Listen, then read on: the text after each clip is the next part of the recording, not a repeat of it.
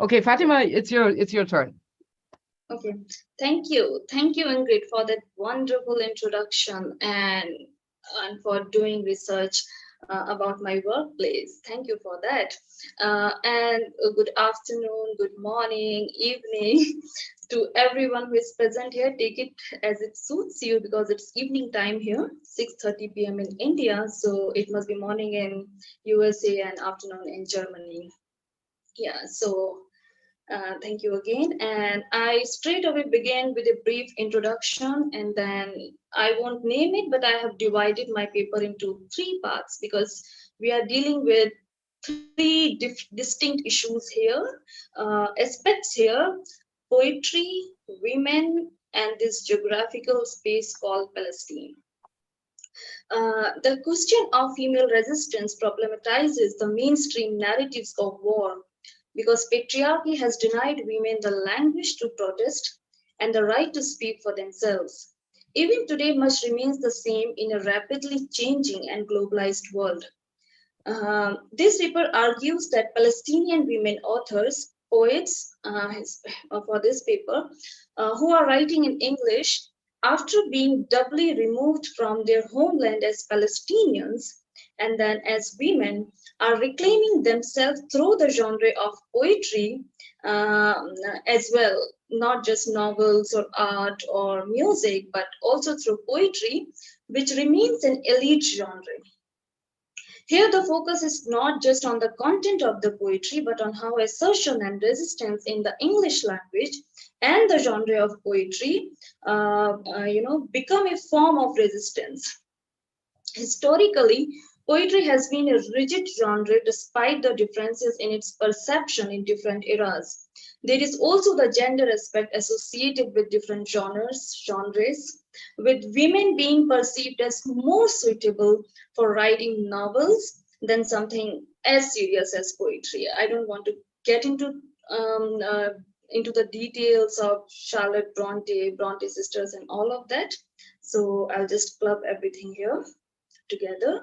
Even if we claim that things have changed now, this hierarchy or the power dynamics cannot be dismissed altogether. This study will be focused on the aspect of gender and language and will explore semantic aspects of gender stereotyping and its role in the resistance movement. And ultimately, finally, we argue that reclaiming a place in poetry is also a form of reclaiming home, since both have been inaccessible to Palestinian women, one way or another. Poetry has been considered a superior form of literature traditionally, and now I'm going back to the time of Matthew Arnold, when in the study of poetry, he says that the superior character of truth and seriousness in the matter and substance of the best poetry is inseparable from the superiority of diction and movement, marking its style and manner. So he was very critical of the romantic poets. He criticized them because the use of imagination is very volatile and uncertain. So some standard norms must be followed, and that is what separates poetry from everything else. So the underlying idea here is that poetry is not for the masses. During the post-war period of disillusionment, hopelessness, and loss, there was also hopelessness in poetry when W.H. Auden says that poetry makes nothing happen. This is a very hopeless statement to make. But it makes sense in a way because in a shattered world and in the world full of shell-shocked people, soldiers, they cannot think of aesthetic pleasure or art, let alone high art. But we have had art and poetry during every era of crisis, and Auden himself has penned many remarkable poems. September 1, 1939 is one such poem, but the anger is subtle. Even though the poem talks about the waves of anger, the tone is not angry. There is a distance, a significant distance actually. There is a significant distance between the representation of anger and feeling the anger. There is a disappointment for sure, but no anger, as we see later in Palestinian poets Noor Hindi's poem. So I read a few passages, just one passage from September 1 by Auden. I sit in one of the dives on 52nd Street, uncertain and afraid.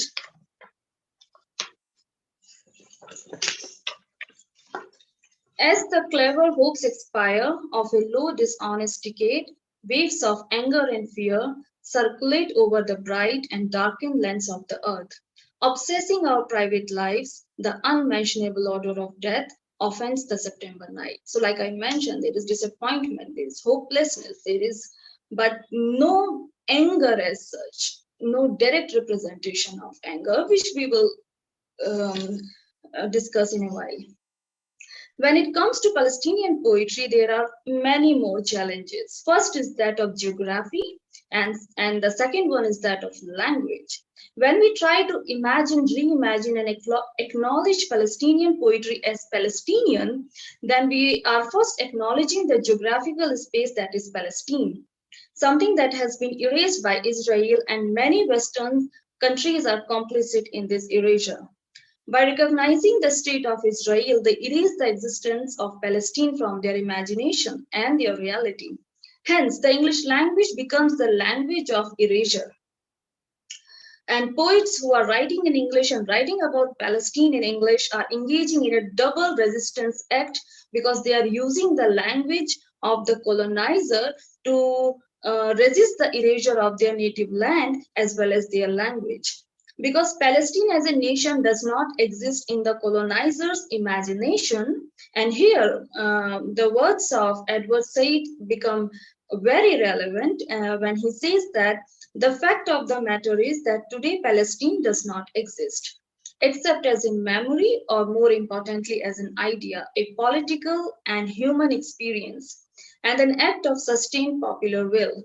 And it is not because there are no people, but no Palestinian people, but because they are denied their identity, their land, their language. And to substantiate this, he further says that, to substantiate this, I quote him further. What is most important is the continuing avoidance or ignorance of the existence today of about 4 million Muslim and Christian Arabs who are known to themselves and others as Palestinians. They make up the question of Palestine, and if there is no country called Palestine, it is not because there are no Palestinians. So geography and people, they are separated here with each other. With this imposed invisibility of an entire nation and an entire people comes the problem of literary representation, and the genre of poetry becomes even more complicated. How to capture a memory in its real form or in art? Because Palestine has been reduced to just a memory. The contemporary Palestinian poets writing in English respond to this dilemma by writing in English and by simultaneously resisting colonial forces. And now to this end, there is a powerful poem by the Palestinian American poet Noor Hindi, and the title of the poem is "Fuck Your Lecture on Craft, My People Are Dying." The title itself is a very subversive title.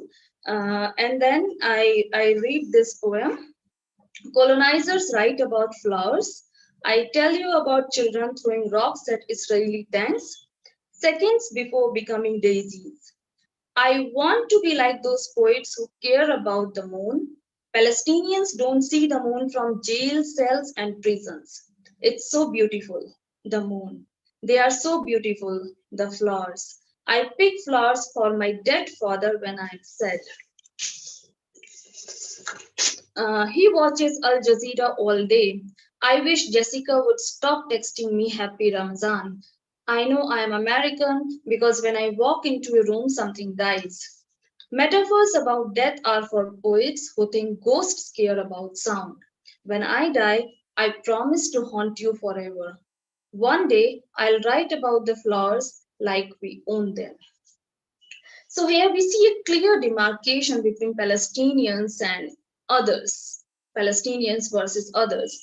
in this poem. Despite so many attempts at silencing and erasing Palestine and its people, this poet, Noor Hindi, is giving voice, space, and identity while being angry, like very angry about this violence that has been unleashed onto them. She uses anger for her assertion, which is a clear form of resistance. Anger is always seen as a negative emotion, something that has to be suppressed. But resistance is all about channeling this anger through non-violent means. She is assertive both in words and thoughts. That is to say, the fact that she chose to write a poem about it is as subversive as the grievances her poem addresses. Address addresses. Sorry. Um, Another thing which is remarkable here is the representation of violence in normal things, which usually go unnoticed and unheard. There is no mention of guns or blood or anything that signifies physical violence. There is bondage, yes, that people are in jail and they don't have freedom. Words like jail cells and prisons, they do depict bondage, but there is no actual representation of violence. However, she unleashes the violence of normal greetings like Happy Ramadan, something that might sound normal to an ordinary person, but for a Palestinian whose people are killed and tortured even during Ramzan, during festivals, and all so called happy occasions. This is a form of violence or blatant form of insensitivity.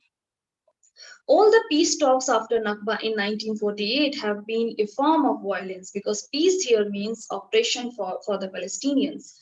And it translates itself as a form of failure of assertion, and they are expected to give up on their past and to accept their defeat, probably just disappear or agree to be killed. Some of the choices they have. So Noor Hindi here unleashes various forms of violence that might sound very simplistic from the mainstream perspective, but they represent violence and has hence the site of resistance to people like her who have lost their identity, home, and language. Now we come to the next poem by the same poet, Breaking News. We will wake up Sunday morning and read the paper, read each other, become consumers of each other's stories, a desperate reaching for another body's warmth, its words buying us through a world. We carry graveyards on our backs, and I am holding a lightning bug, hostage in one hand, its light dimming in the warmth of my fist, and in the other, a pen to document its death. Isn't that terrible? I'll ask you, shutting my fist once more. In interviews, I frame my subjects' stories through a lens to make them digestible to consumers. I become a machine, a transfer of information. They become a plea for empathy. An oversaturation of feelings will fail at transforming into action. What is lost is incalculable, and at the end of summer, the swimming pools will be gutted of water and it will be impossible to swim. Now, again, she touches upon an even more sensitive issue of solidarity and empathy. Violence has become so normalized in certain contexts that we consume the news of such violence without really being affected by it. Media, of course, plays a big role in this, and also the language they use or people use for manipulating the narrative of being occupied. This becomes crucial, this becomes important because this language that normalizes the narrative, the occupier's narrative, or pacifies the narrative by bringing in the issues of peace talk and two-nation theory, peace talk, living together peacefully. That language, that narrative empowers the occupying forces, and because of this, despite all the international attention that the issue of Palestine receives, nothing ever changes. And now I'll quote Ilan Pape, who also directs our attention to this issue, and he says that The first paradox is the gap between the dramatic change in world public opinion on the issue of Palestine on the one hand, and the continued support from the political and economic elites in the West for the Jewish state on the other, and hence the lack of any impact of that change on the reality on the ground. Yeah. So any of these peace talks do not mention how many refugees have been created out of this settler colonialism and how they become homeless even after moving elsewhere.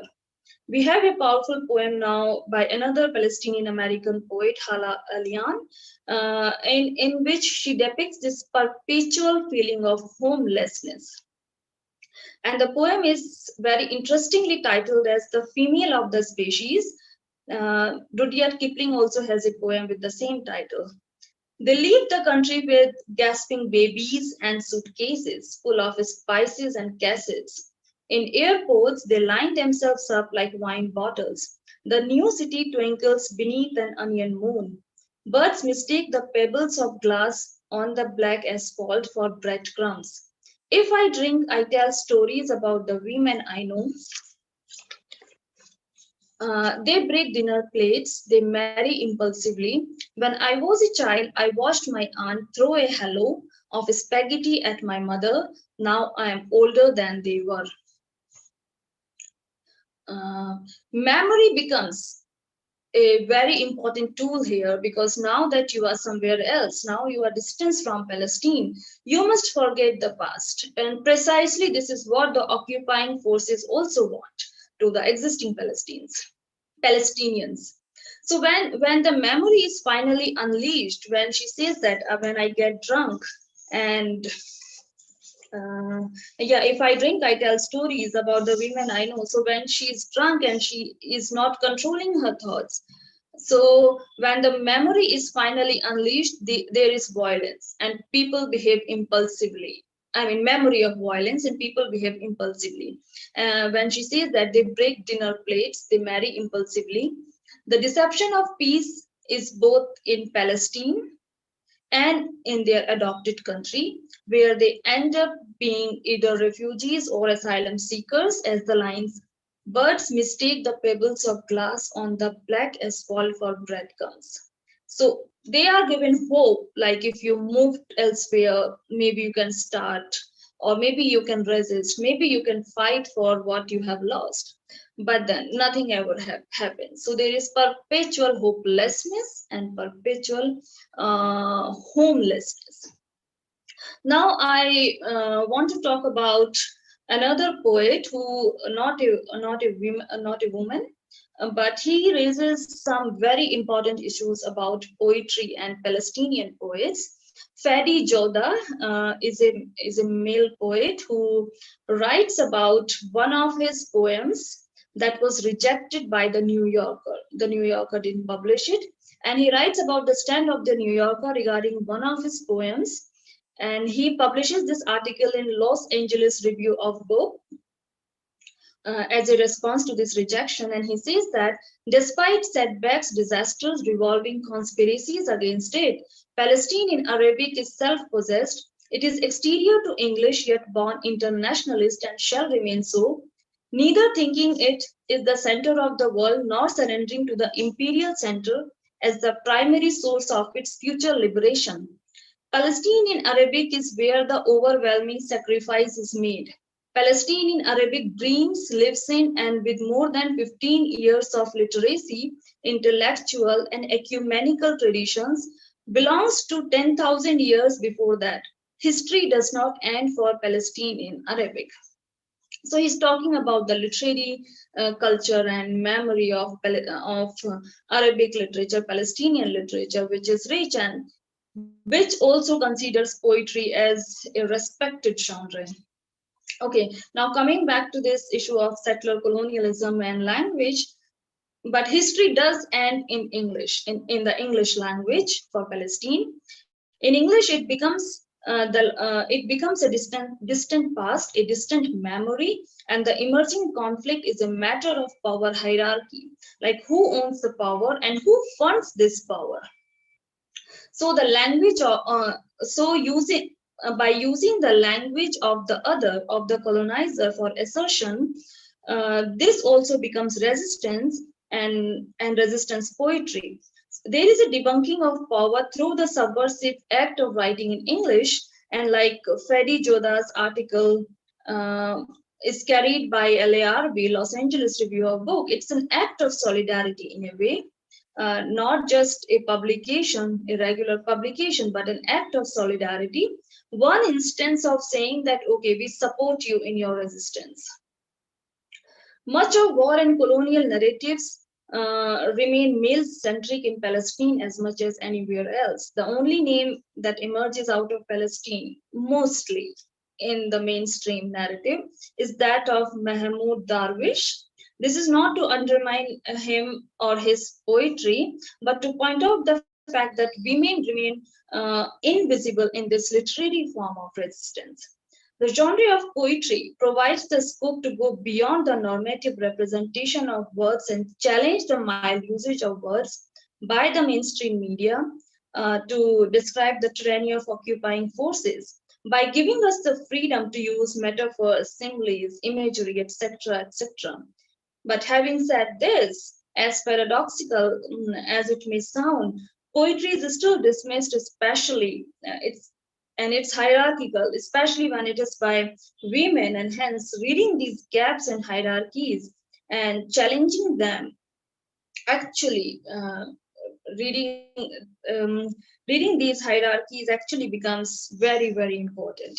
Now I end my presentation with a lovely poem by another female poet, Palestinian, Fadwa Tukan, Enough for Me. Enough for me to die on her earth, be buried in her, to melt and vanish into her soil, then sprout forth as a flower, played with by a child from my country, enough for me to remain in my country's embrace, to be in her clothes as a handful of dust, a sprig of grass, a flower. I'm not going to analyze this one. This was just for the sake of reading. So thank you very much for listening. Thank you for being here.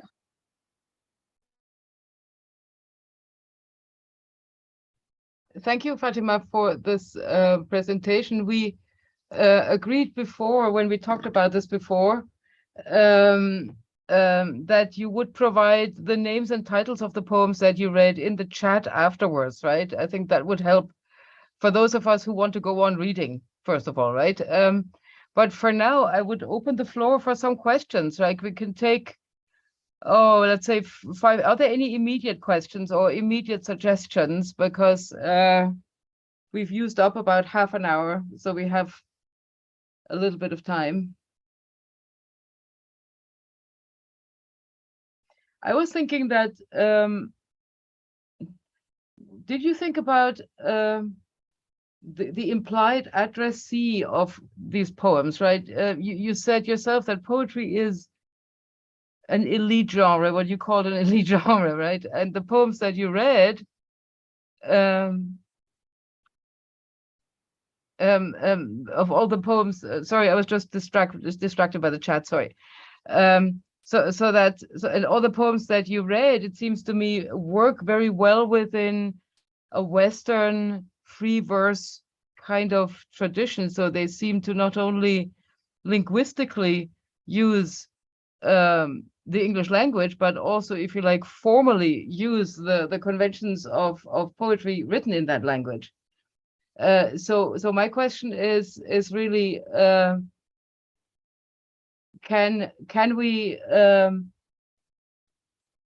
we think of this as an act of communication? Yes, and who are these poems communicating with, and why as poems rather than songs or political speeches or I don't know, graffiti on walls or whatever else other media might be available?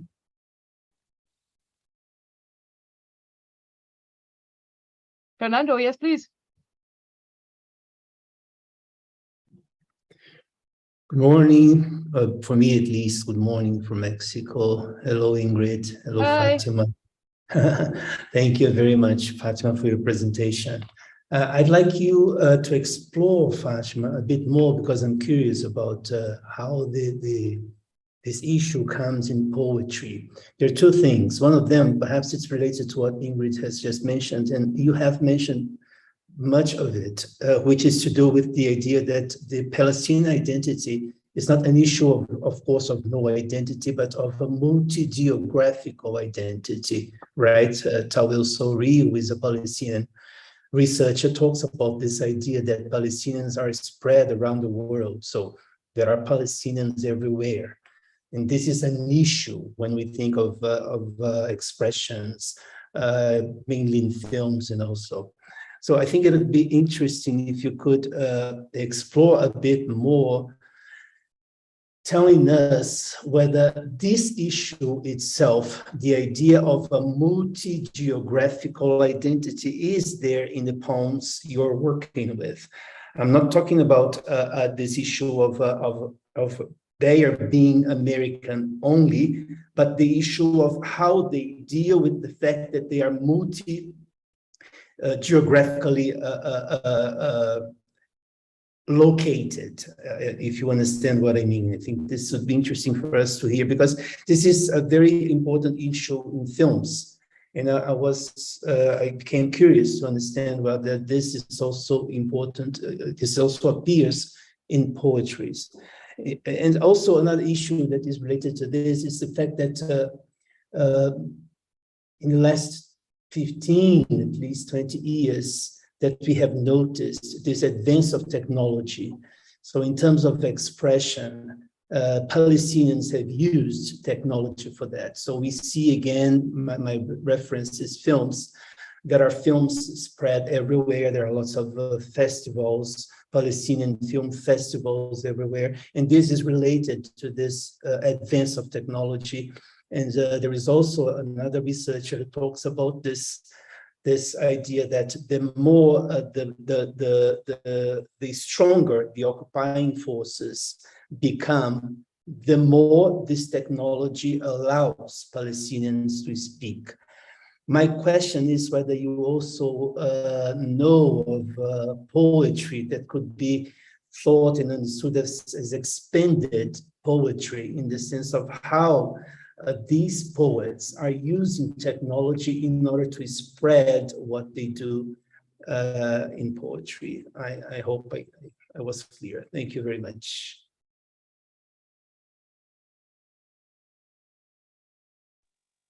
Thank you, Ingrid and Fernando, for your questions. Do we have more questions, or can I just go ahead and talk?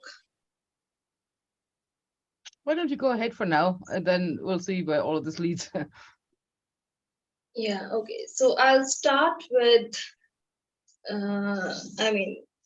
there are some commonalities between what you two asked, and I'll try to respond to both of you.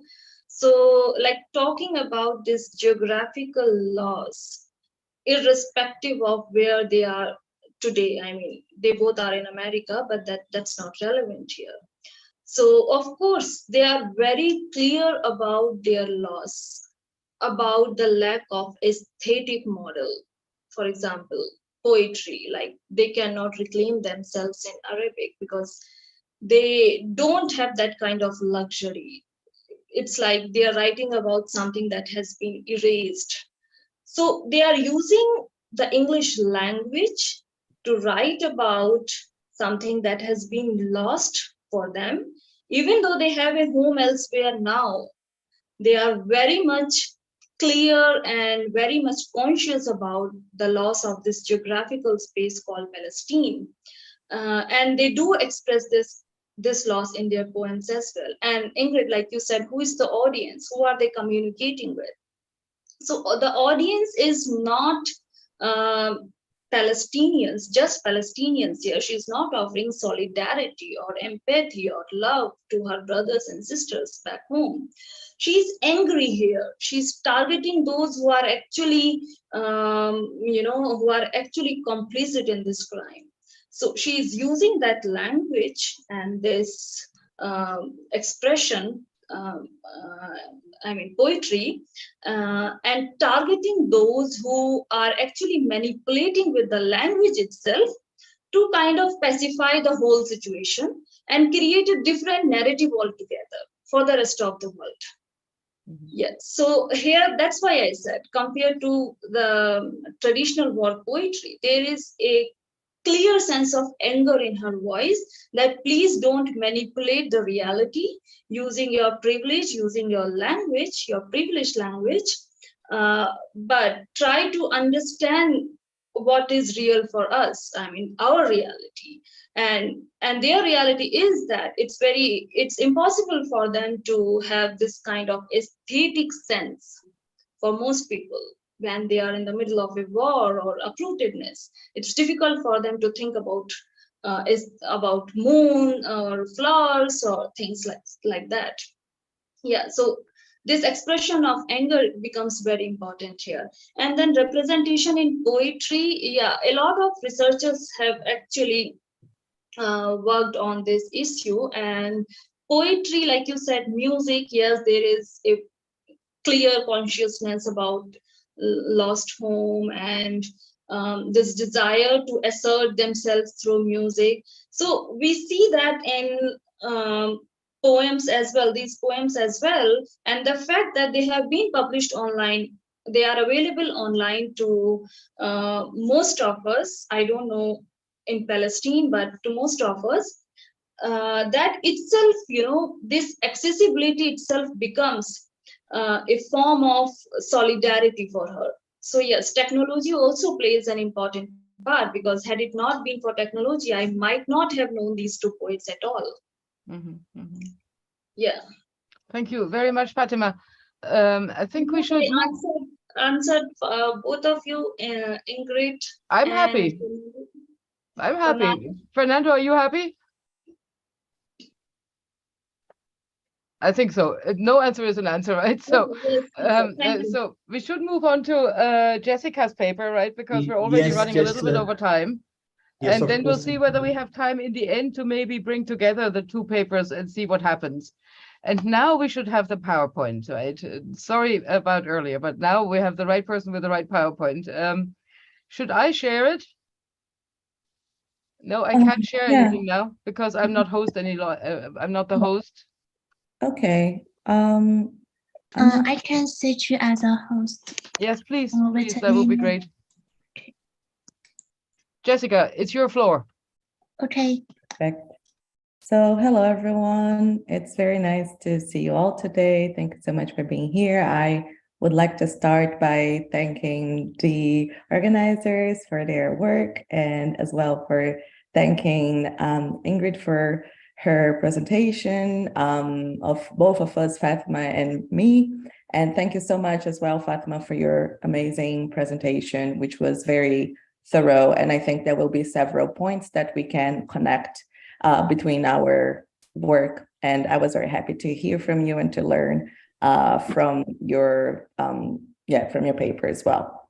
So starting with the PowerPoint presentation, I would like to just make a few remarks. So this is a work in progress. It's right now a part of my dissertation work, and it's currently still under research. So I'm still working through a few issues here and there, and in the sense it will be very valuable to receive some feedback on it. So whatever thoughts you might want to share towards the end, I will be very happy to hear them. If we could just put the PowerPoint on the screen now. I don't think I am. I have found a way of sharing it, so I can do it actually. So. Oh, okay. Okay, I can do it after all. There it is. Okay. And then let me see. Okay, from the beginning. There, from the beginning. Okay, here we are. Okay. There we are. So much. Yeah. So if we can go to the first one after this one, which is just a quick structure that I would like to present right now. So we will be discussing a little bit of the colonial theory, Black feminism, and knowledge production, and then some quotes to open up discussions that ground what poetry is and what it can do, and the authors on their poetry, in which I will present each author and their context and how I am threading these lines, because they are writing in different times and in different places as well. And their connection, or the connection that I make between them, is one that is not only about the themes that they discuss, but also in regards to where they originate from and how they identify as Black women. And as you can see, the conclusion is more of an open question or an open quest in terms of knowledge and how we can know as a way to understand the world, and how poetry fits into that, especially for marginalized and displaced communities, which in the case of the Black diaspora comes very strongly through these poems, I hope. So if we could move to the next slide. Thank you so much. So just very quickly, my research focuses on 3 Black women writers and authors. In this case, Una Morrison, who's Jamaican, Claudia Jones, who was born in Trinidad, but who was raised in the US. And I'm also looking at Audre Lorde, who was born in the US and who moved to Germany. So she moved to Berlin in 1984. And she went there as a professor. So out of the 3 of them, she's the one who sort of has a better position in relation to the other 2, since Claudia Jones was deported from the US as a communist and as a Trinidadian. And Una Morrison went to London searching for work in 1932. So we have these 3 different timelines, and I'm trying to connect all 3 of them through their experiences of Black women, migrants and writers in Western Europe. So my concern basically is 20th century Western Europe and how they were describing their own experiences in these different contexts. So their biographies situate the context, historical context of the research, and I am using their poetry as sources to investigate their perspective as sisters outsiders. What can they offer in terms of understanding power structures of colonialism and of imperialism, and these connections, these transnational connections in relation to Western Europe? That's one of my main research questions. So if we could go to the next slide. Thank you so much. So we see that in Decolonial Theory, there is a framework that I'm trying to utilize. Oh, I just lost the. No, I lost the. Oh no! It's sorry. Here we are. It's okay. So basically, what that slide was mostly concerned about. No. Oh, okay. There. Okay, this was it. Sorry. Okay. Yeah. No, it's totally fine. What I'm trying to understand through the colonial theory, and in this, I'm grounding really the colonial theory that is created in the global, well, by global South scholars in the global North, to be very exact. So I'm looking at Lugones, Quijano, and Mignolo. So Maria Lugones, Aníbal Quijano, and Walter Mignolo, and of course Sylvia Wynter as well, who's a Caribbean Jamaican writer and thinker. And so I'm putting together this framework to try to understand how these 3 places, and by 3 places, I mean the Caribbean, as well as Western Europe, as well as the US, and in this sort of like global context, how these connections can be made in terms to understand power structures, and how it is that these 3 writers, although they're writing in different places and they're writing in different times, how it is that their work can be connected to understand as a form of opposing power. So how can we read them as an opposition? How can we read them as a form of consciousness raising, perhaps? So I'm using this framework to understand that principle. So what is the principle? That power identifies, classifies, accumulates, and distributes resources forcefully and unequally. And when I think of Lugones, I think of how gender plays a part in that, and how it is that in the West, and the way that things have been organized in the order of hierarchy of being, which is what Wynter is going to discuss, there is a gender hierarchy that places male above female, and that places race as the organizing principle of labor and work. So this is more so a general contextualization of how I am approaching this text in terms of colonial theory and decolonial theory in this case. So we can move to the next slide. And then all the poems explore migration, exile, injustice, and feelings of longing, but they also do that in relation to aesthetic beauty, pleasure, power, and survival, which is really important because my perspective is one that understands them in the sense of the diaspora, in the sense of Black internationalism, and of these communities that some researchers are now arguing that have existed basically since abolitionism, and some would say even prior to that.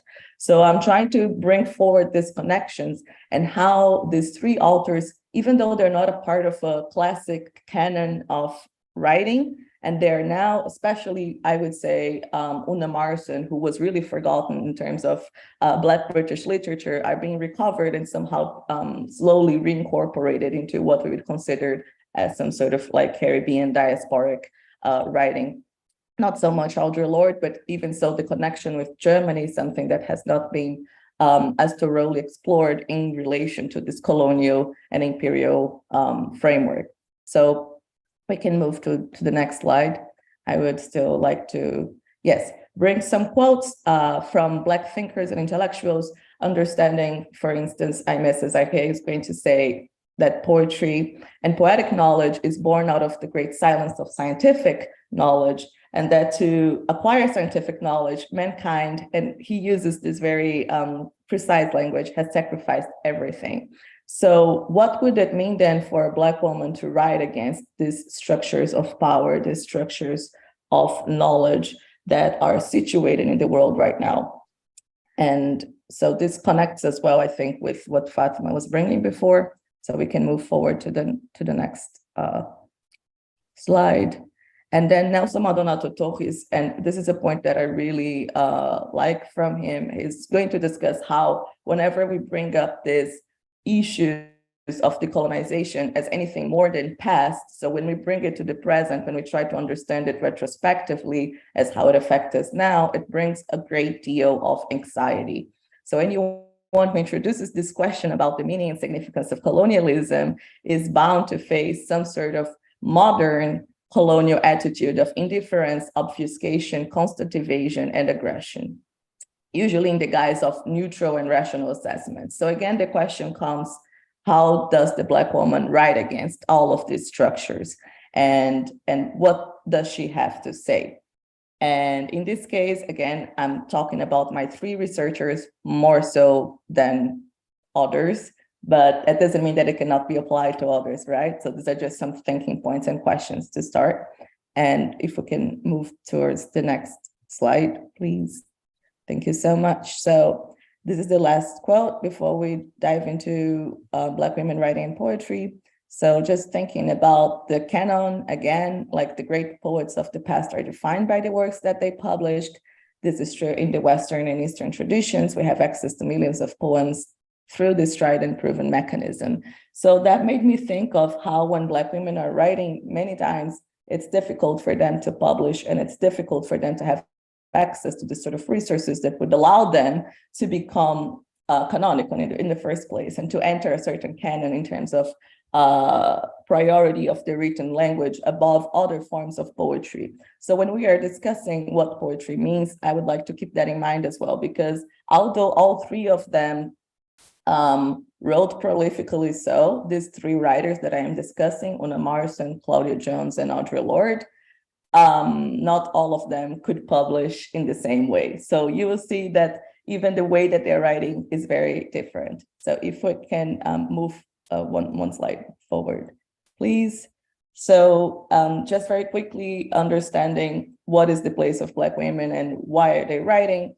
I am thinking of autobiography. So in this case, I'm using their biography as a research method in itself to understand the historical context. I'm reasoning with the three of them together, and I am understanding the Caribbean as a dynamic connective tissue between the South of the Americas, Central America, and North America.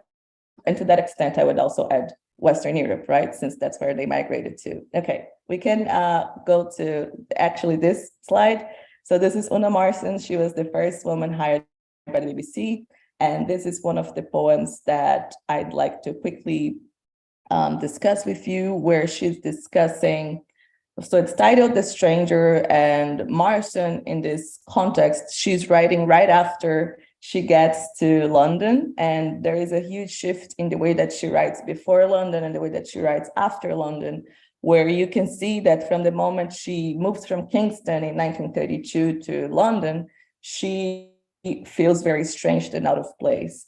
And her poetry starts to express that very strongly. So this is not the most political one she has.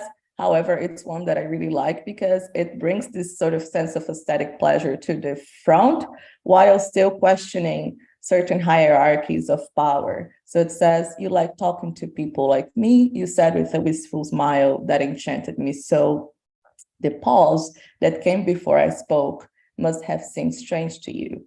And when I returned the compliment so sweetly made, I still thought of the wistfulness of your smile. So you like talking to people like me, friend with a wistful smile, to foreign girls who are of brown skin and have black kinky hair and have strange black eyes.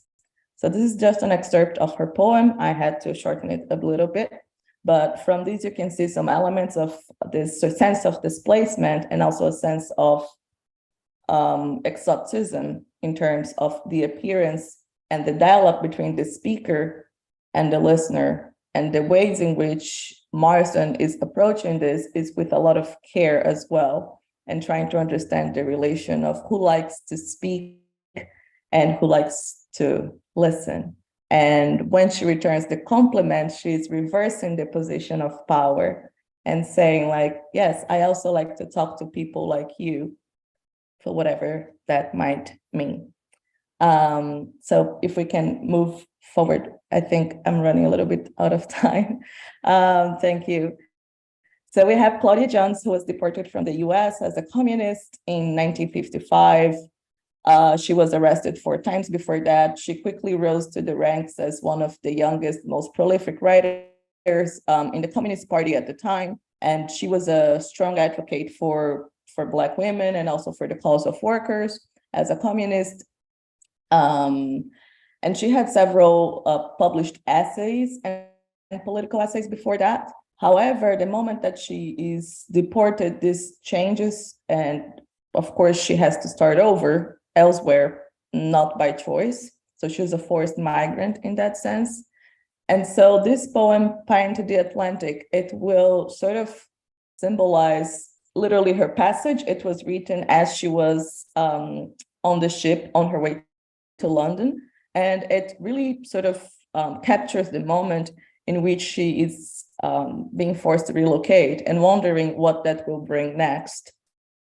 So it says, to watch her ceaseless motion, your foam and tideful billows view is but to gleam your beauty of immemorial hue, O restless wide Atlantic, path of nations old and new, asylum oath of peoples, bound to social progress true, I stand in awe struck before you, as swiftly league on league, you cradle us to land, a crew of mankind's search for freedom's cue.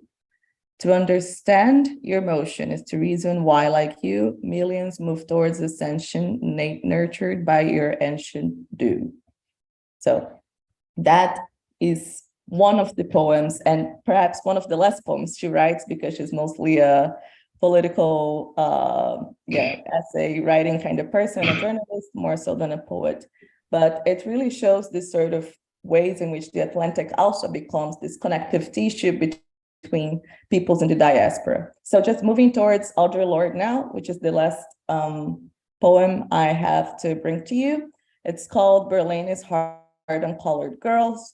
And so Audre Lorde's situation is very different. Although she was not born in the Caribbean as the other two thinkers, her parents were, and she had a strong connection to it. And she decided to move to the Caribbean later in her life to Grenada. And she actually also was a thinker and a poet and a writer and a self-described warrior poet, mother of two and socialist, who was very active. And she had the chance to go to Berlin as a professor in 1984. And she basically goes there and visits again every single year, except for, I think, 1 year in which she was not able to do that, according to biographies that describe her time there. And so the very interesting thing is that she's coming from a third perspective into the situation. And at the time, Berlin is, of course, still divided in East and West, as the poem will illustrate. So we can see that from the title itself, she's already bringing this sort of perspective of Blackness, of gender, and she's also using free verse, which is something that was not present in the other two cases. So she's playing with the ways in which the conflicts of race, of gender, and of class will be felt in that historical context. So it goes like, perhaps a strange woman walks down from the corner into my bedroom, wasps nest behind her ears. She's eating a half-ripe banana with brown flecks in the shape of a lizard. Kitty wakes in her hair, her armpits smell of celery. Perhaps she is speaking my tongue in a different tempo. I cross her borders at midnight. The guards, confused by a dream, an end to war. Perhaps she's selling a season's ticket to the Berlin Opera, printed on the lid of a dim box. Perhaps she's masquerading in the American flag. So in here, we can see some elements of Blackness that come throughout the text. So she is describing, or the author, the speaker is describing this colored girl that walks and that crosses borders and that might speak in a different tempo. So there is also the issue of translation that might be masquerading, that might be partially African-American, that might be partially Afro-German.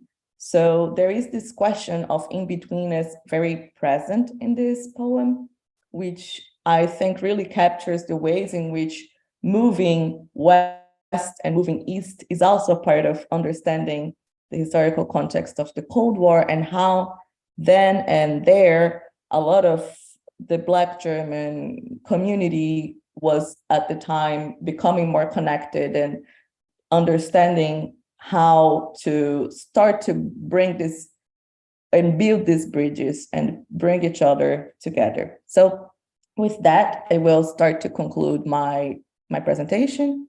So if we can move to the following slide, just for the conclusions, which I would say is knowing as an open question. So we have a few issues that perhaps I might have not explained so thoroughly, but that I think would still be a part of what we have just discussed now. So one of them is building bridges across the Atlantic and how these connections are made in between these 3 or 4 or 5 different places. In this case, of course, particularly Western Europe, and focusing on migration, but also, of course, the Caribbean and, of course, the US, and bringing the colonial theory in the fold as well. Opposition to colonialism, very direct in the first 2 cases, and I would say also in terms of Germany and the German context. Audre Lorde later is going to write an introduction to what would be the first anthology of Black women writing in Germany. So this is also a very important historical moment in terms of understanding opposition and bringing back these histories and these connections in terms of imperialism and transnationalism. The idea of crossing and moving, of course, comes very strongly, I believe. Then we have the idea of building bridges and communicating, and how translation can act within poetry as a means to feel, think, and know, and how this knowledge is multiply located, many times forcibly so, because as Black women writers, there is a way in which translating different social historical contexts becomes a must if one is to be understood, right? So when Lorde said that the master's tool would not dismantle the master's house, I think that is a very important statement to highlight towards the end of this presentation. And yeah, that's what I'd like to bring today. And thank you all so much for listening. And yeah, that's it for now. Thank you. Thank you, Jessica, for this presentation. Very much. You can see all the hands are going up. Okay.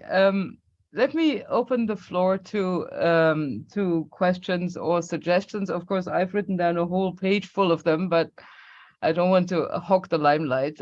So please, anyone who would like to join the conversation, all you have to do is raise your hand, your little virtual hand.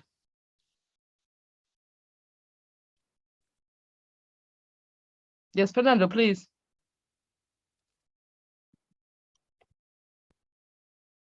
Let me show myself here. I think it's Hi. better. Yes, just because it's too early in the morning here in Guadalajara. Well, thank you, Jessica, for your presentation. I thought it was very, very interesting. And you touched what I was also trying to mention before with Fatima, this idea that we are not talking about a loss of geography in when we look at these diasporic experiences. And I think it's a comment, so I want you to comment afterwards, and maybe Fatima can come back to this. So perhaps in this diasporic experience, and I think the Palestinian experience and this Black geographies and this Black women's experiences go into the same issue. So we're not talking about a loss of geography, but not only about a loss of geography, but most of all of acquiring a multiplicity of layers when we are thinking about these multiple geographies that these experiences are related with. So I think you put this very well when you said that it spans multiple centuries, multiple countries, multiple languages, multiple bodies. I thought this was very interesting, and I think it's interesting also to think back in the previous presentation when we're talking about this poetry, the Palestinian poetry. I'm also referring to this as because we see this very, very commonly in films. A question, more objective question, Jessica, would be perhaps you could explore a bit, elaborate a bit more for us. Why do you think the autobiography in this issue is a method, as you said? I mean, is an important method. It's an important resource in order to analyze and to understand not only the poetry, but also the experiences of these authors. I think perhaps it would be, I would like to hear you a bit more on this issue. I think it's an important part of the problem you're posing. Thank you very much.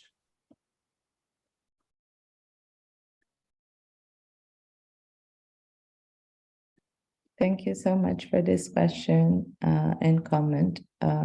Maybe we can see if there is some more, and then I can just address address the questions or question. I'll let one go. I would have one later, but it's a very different question. So why don't we do Fernando's first and then see whether there's still time for me? Okay, perfect. So I think the way to look at it is to understand, first of all, like the context that spans multiple languages, places, and bodies and historical times is one in which the ways in which the frame will be placed makes a lot of difference. By which I mean, I could have chosen a lot of different approaches to this. I could have gone with affect theory, or I could have gone with more of a formalist approach to the text and to the writers. However, what I would like to bring with autobiography as a research method is the possibility of sort of doing the reverse of what the at least social science canonical approach to research is, which is to understand sort of the bigger macro perspective and then draw conclusions from there, versus utilizing biographies or autobiographies as sources of knowledge to understand that context. So instead of going from the macro to a bigger theoretical conclusion, I'm using the micro to sort of draw some sort of conclusion that I wouldn't even dare to say it's on the level of theory that, yeah, the classics of sociology are and have established themselves as being so, right?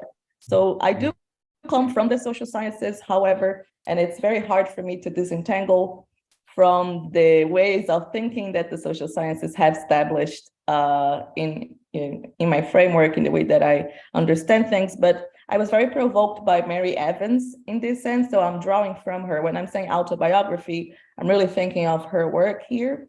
Although that was not there was not a lot of time to cover everything, but she's the one who's going to say biographies can be a way to think of women's lives in a historical context and an entry point into making bigger claims and into understanding especially cultural differences and translation, which is one of the things that I'm really interested into. So I hope that answers it. Thank you. Yes, thank you. Okay, thank you. I have a comment by Leeli, who can't at the moment open her mic, but I'm reading what she says. Not so much a question as it is a thought I'd like to share. As I listened to Fathima's presentation, I was reminded of the ethnic/racial war that my country, Brazil, has been fighting for centuries, primarily against indigenous peoples and Afro descendants. I kept thinking that we live in Brazil a little of what Fathima brings of a people without territory, because these original people, and I include the Afro descendants who were brought to Brazil as slaves, as original people as well. They are responsible for the material, cultural, and symbolic construction of my country. In this sense, these people live in a territory that violently excludes them all the time. Deterritorialization occurs all the time, and this group is constantly pushed to the outskirts of cities, both physically and metaphorically. In this sense, I kept drawing parallels between Palestine and the struggle to be able to inhabit a place. Fathima brings poetry, which I read as a form of art-based re-territorialization. In the case of Brazil, I see this re-territorialization. Thank you, Leeli, for making me use this almost unpronounceable word, right? So Fathima brings poetry, which I read as a form of art-based re-territorialization. In the case of Brazil, I see this re-territorialization through music, specifically Black music, specifically as a territory of resistance that reintroduces this segment of the population into the struggle and game of power in a very powerful way. I'd like to hear what she thinks about this possible relationship between deterritorialization and re-territorialization through art in this broad sense. And you've already answered, I can just see, but maybe you can also tell the rest of us. Fathima, this is a question to you, I think. Yeah, okay, thank you. I have made notes because it's a rather long question. I will quickly respond to both what I missed in Fernando's question, and then I'll come back to it. So Fernando said should we see it just not as a loss of one geographical space, and we should see it as the frustration of not acquiring this multiplicity. Yeah, so I would say that because they have been denied, Palestinians have been denied their original homeland, they are unable to embrace any other identity or this multiplicity of identity or geographical space. So it kind of leaves all these people in a void, irrespective of where they are.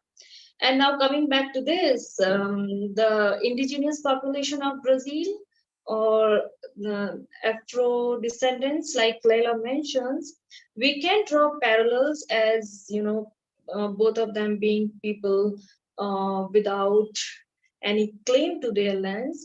But I would like to draw your attention to the distance, how much time has passed, for how long they have been struggling for this. Because in the case of Palestine, it's very recent. It's not that many generations have passed and they are still struggling with this identity or this geographical issue. So it's their recent past they are turning to, which the colonizers and the occupying forces are trying to erase. But I don't know about the situation in Brazil, how many generations have passed and how distant is this memory for them. I think I answered both of you now. thank you. Yes. Okay. Any more questions or suggestions or ideas? I don't know. I have something in the chat as well. That's a fan. Okay. Should I also read this out? And it seems to me that the question of reterritorialization through art touches both presentations. In this sense, I address myself to the two speakers. I remembered a thought by Spivak where she expresses her predilection for the idea of spaces of struggle rather than identities, in the sense that creating spaces of resistance and confrontation would be more effective for the struggle than identity. I don't know if it makes sense, but I would like to bring this thought into the debate. So I guess this is a thought for both of you. This is also what Lily said. Okay, so sorry. So I miss. It wasn't clear who'd sent the message. Okay. So the question is the predilection for the idea of spaces of struggle rather than identities. I mean, to my mind, maybe I can add my question to this, right, or my suggestion. I'm very happy actually that we had your two papers here today, because they seem to me like bookends, right? On the one end, a form of resistance that is geared towards a turn backwards, right? That is powered by the anger over what was lost, right? And the anger over a feeling of being misrepresented, right? Both politically and historically, right? But nevertheless, with a strong, I think, notion, impetus of almost nostalgia, right? That there could be this one place that one could really call one's own, right? Most people, I think, maybe wouldn't. Many people, I think, wouldn't necessarily think of that as the primary locus of identification. And on the other hand, a stance that reaches out towards actually this diasporic condition, right, and speaks from there into maybe also, and I wonder how this ties together with something like ways of knowing, right? I was intrigued by this title, ways of knowing what, right? And what are the ways, and how does poetry provide a particular way? And maybe this could be a question for both of you that would allow us to tie the two talks together again, right? How both of you see the ways of knowing that emerge from the poetic material that you've talked about. I mean, I noticed, for example, in Jessica's presentation, quite a few of these texts, they strike me as remarkably open syntactically, so that a reader is continually lured into misidentifying grammatical structures and then has to go back, which is a kind of a linguistic technique that plays with your sense of directionality of the language. Do you know what I mean? Or should I maybe call up one of the texts? I could, but maybe if you already know what I mean, then I won't. Which strikes me as a very, very noticeable poetic device that is designed to make knowing difficult, right? To somehow give trouble to the reader in terms of knowing even what direction the speech is taken at the moment, right? And maybe we can find different, and I think in Fathima's text that you worked with, we have an attempt to translate, if you like, the anger that you talked about into a poetic diction, right? Which is not uncertain at all, but very certain, right? Rage is nothing if not very certain. So maybe this idea of ways of knowing might be something that could tie your two talks together. Is that an idea? But you can also say, no, that's not a good idea, and then we'll do something else.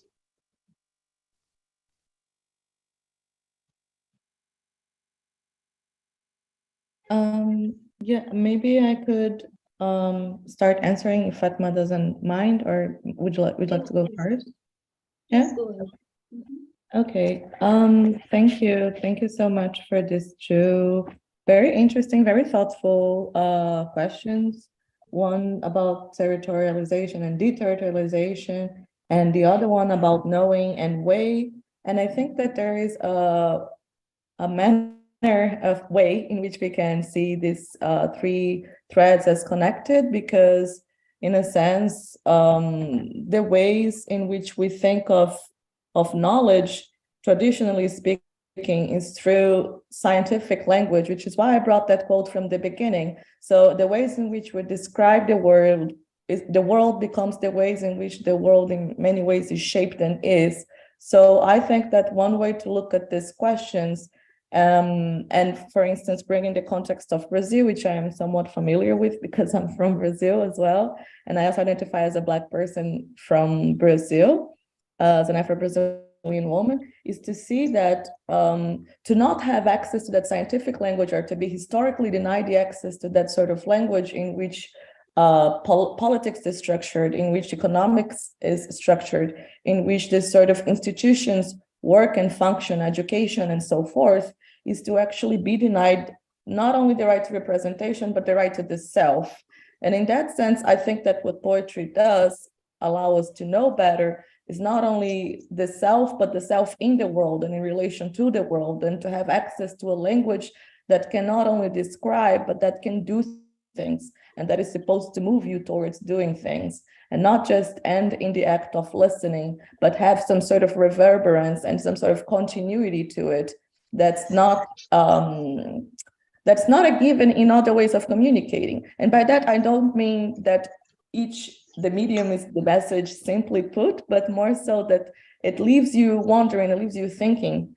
And so, for instance, the use of the design, the use of the aestheticness of the poem in itself can be a point of entry into several other points of discussion, and who is knowing what. Mm-hmm. And I believe that the idea of the diaspora in itself is very, very big, not only for Fathima's presentation and point, and to the quest of Palestine as well, which is really, really important, but I would say especially for marginalized, racialized populations, as a means of knowing themselves in the world, and how to answer and how to talk back and how to discuss these issues directly. So in a way that can be a little bit, what's the word here? Enticing and tricky for the reader who's reading for the first time, maybe, but that's the intent as well, the poetic intent, the ethics of writing these poems and of thinking through this pain and anger and historical injustice that I think is what a lot of like Afro-Brazilian and indigenous Brazilians, writers and thinkers are doing, as well as is what I believe my authors did. And that's what I think connects maybe these three questions: deterritorialization, knowledge, and how to know the world, how to describe the world. Thank you. Fathima, I think this is almost your chance to give us the last word, right? We're almost finished. Yeah. So I will just add to whatever you said, Jessica, rather than going into the details of deterritorialization and reclaiming territory, reclaiming geographical space. I'm not getting into all that now. But now coming back to this poetry, this ambiguity that poetry allows, and this ambiguity that she has decided not to employ. I mean, there is ambiguity, but it's very clear also, this paradoxical situation that she has created. It's very interesting for me, because on the one hand, we have a very clear-cut message there, the anger, the target audience, the lack of empathy, and so many other things. But there is also this flinching, moving back and forth. I mean, if you're not familiar with her background, if you just read the poem, then you will see that, okay, maybe she is in Palestine, or maybe she is in America, or maybe she is in some other third space. So she, as certain as she is, I mean, she is very certain about her anger and about her loss. There is also a sense of ambiguity, which poetry allows. So, and it becomes the nexus of this whole discussion. When we connect geography, identity, literature, and an individual in this context. Thank you. I think this is a wonderful place actually to end on, right? We're already 20 minutes over time. I'm very sorry, but thank you all for your wonderful presentations and for your thoughtful and also not exactly easy questions, right? That also kept us busy. I was very happy to have met all of you. And for me, I'll just say goodbye, but I'll hand over to actually who the real bosses of this situation are. Lieli and Beatrice, is there anything we should have done and didn't do? No? Okay. No, you did everything right, and I'm so sorry for reading this. No, that's wonderful. You know, it's testing my abilities, you know, that's fine. Okay. In that case, okay. I hope you'll have a great and inspiring rest of the conference, right? And all the best to you. And those of you for whom it is morning, go back to bed.